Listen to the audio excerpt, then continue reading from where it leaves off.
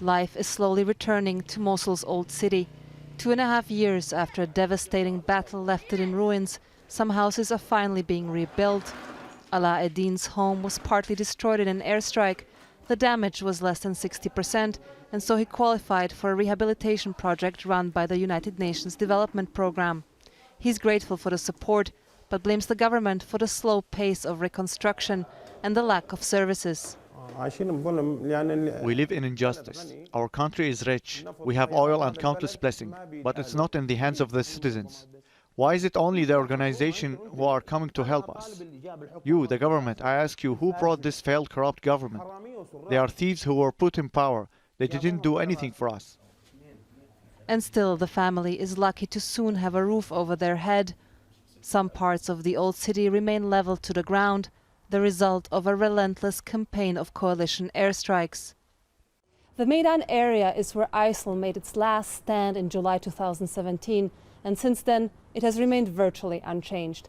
The biggest obstacle is not just lack of funding, but also disagreement over how it should be rebuilt. Some officials want to open it up to private investment, while others want to rebuild it in a way that preserves whatever is left of the spirit and the architecture of the old city.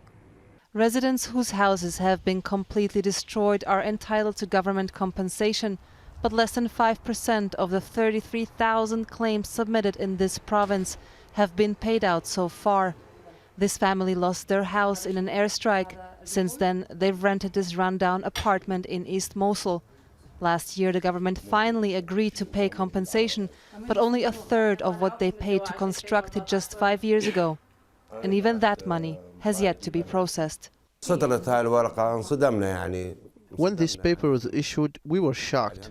We lost our house, we lost the furniture, and we cannot do anything.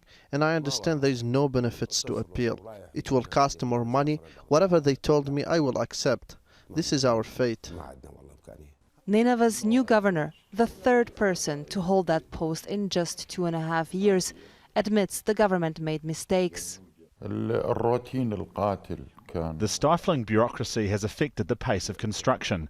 Yes, the funds that we received are insufficient to meet the needs of the province, but unfortunately many of these funds were also returned to state coffers because of bureaucracy.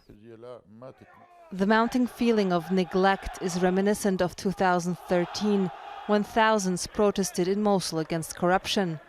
The government violently crushed the demonstrations, paving the way for ISIL's rise.